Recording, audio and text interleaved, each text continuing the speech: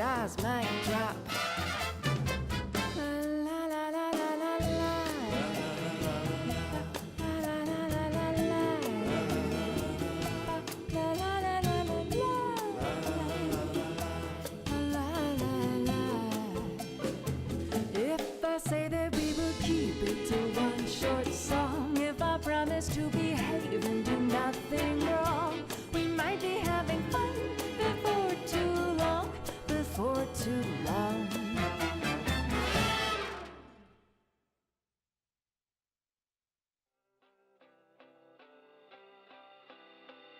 Hey, get up, we can wake the neighborhood. Okay, the sunlit days with you.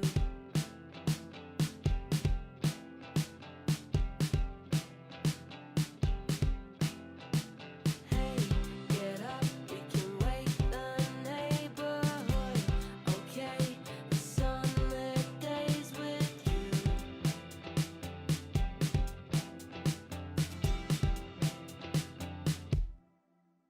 On the weekend,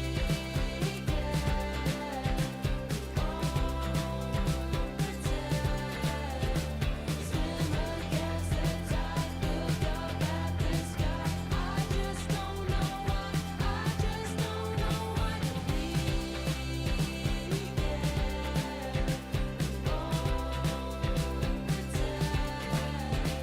swim against the tide, look up at the sky. I just don't know why, I just don't know why. Run away as the sun goes down, okay, as long as I'm with you.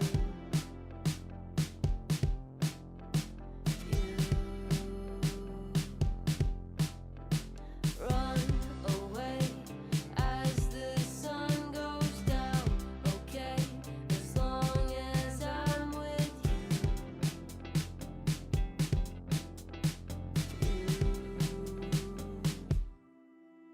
On the weekend,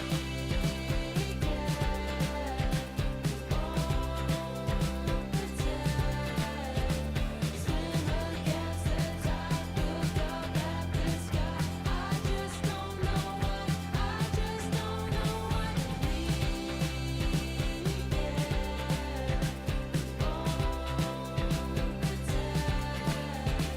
swim against the tide, look up at the sky. I just don't know why, I just don't know why.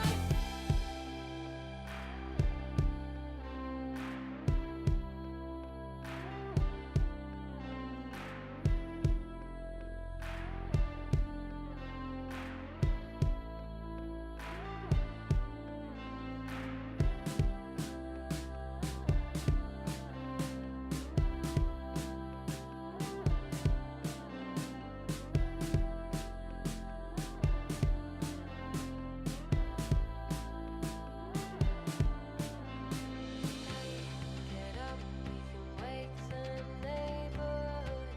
Okay, the sunlit days with you.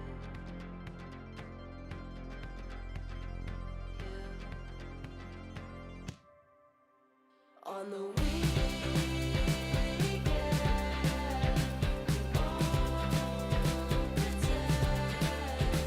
swim against the tide, look up at the sky. I just don't know why, I just don't know why. The weekend,